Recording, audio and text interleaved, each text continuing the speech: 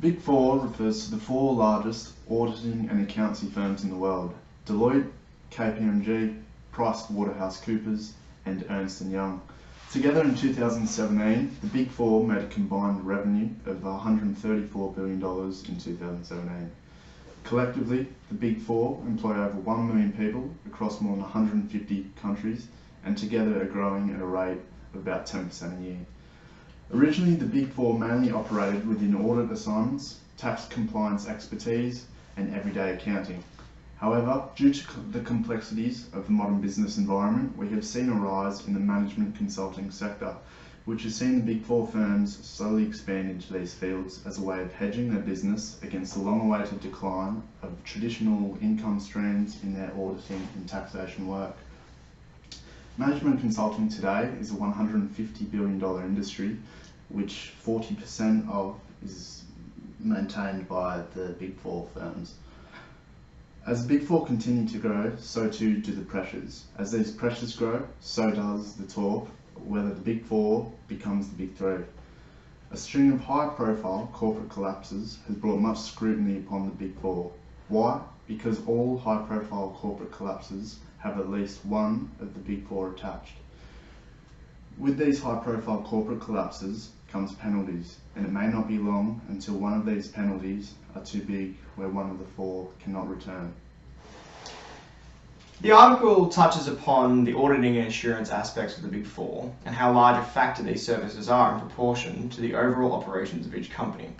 In short, auditing services are performed as a safety measure for investors and other interested parties, whereby a company's activities and actions are scrutinised to check for fraud, errors beyond a reasonable accepted level, and overall control measures used to prevent and detect such errors. The end result of this process is the auditor expressing an opinion based on their findings whether the company is healthy and legally safe for investors to trust. Therein lies the two major issues the article references in regard to the Big Four. An auditing opinion must be wholly unbiased and untainted by any external influences. Otherwise, the opinion cannot be used to make appropriate investment decisions. And further on that point, should an auditor neglect their duties and give undue faith to a company that in turn is found to be fraudulent or negligible, then the auditing firm can find itself in the sights of legal actions. Leading on from that concept leading on from this concept of socially or legally responsible actions, there is legitimacy theory. The basis of this theory is the concept of social constructs, which are the implied or explicit expectations that society has on the operations and survival tactics of a business that operates within that society.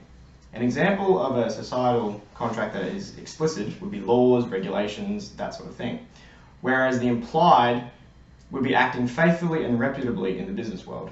The Big Four represent huge multinational companies that are operated within many layers of different countries and their societies, and as such are open to higher levels of societal backlash. In contrast to this, however, there have been cases where possible legal actions that would generally be considered against smaller firms have been watered down for these companies so as to not upset the competitive balance of the market, such as KPMG avoiding litigation for tax shelter operations. Due to the growing revenue... My part now.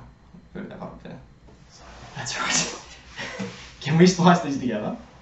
I think we might be able to. So what does all that theory really mean in a practical sense? What ties the concept of auditors' independence and the social contracts that the Big Four must be held to? In 2009, the collapse of one of the largest mortgage finance companies, Taylor, Bean & Whitaker, caused by senior management personnel creating millions of dollars in fraudulent, non-existent accounts. At the time, PricewaterhouseCoopers had been employed as the auditing firm for TBW, and were as such exposed to a multi-billion-dollar lawsuit at that time, which was privately settled out of court. However, this did not end here. With only this year, a judge ruled that PricewaterhouseCoopers was negligent in its role and could have possibly prevented the collapse. The court has ruled that Pricewaterhouse pay $625 million in damages in recompense for these negligent actions, a significant sum of money, especially when also considered the previous unknown amount that was settled privately. This shows an unmistakable link between theory and practical. PricewaterhouseCoopers broke their societal contract by negligently performing their duties as auditors, whether through unbiased opinions and actions or other avoidable errors. And they have paid the price as such. And while this sum does not reflect a deadly amount as it stands, it highlights the fragility of these massive scale firms. Due to the growing revenue and reach of the Big Four, plus the ever-growing media speculation surrounding them, more attention and focus is being placed upon them. Furthermore, the services of the Big Four remain largely substitutable, and as a result, if one of the Big Four were to collapse, little to no effect would be felt by the economy and life would go on, just like in the case of Arthur Andersen, where in the wake of the Enron collapse, Arthur Andersen was convicted of obstruction of justice and eventually surrendered all its CPA licenses. So, will the Big Four split up? Will they become the Big Three? Having maintained their position as the biggest four auditing and accountancy firms over the last few decades and managing to negate a number of potential scenarios where one of them could have fallen, I don't see either of them falling over anytime soon.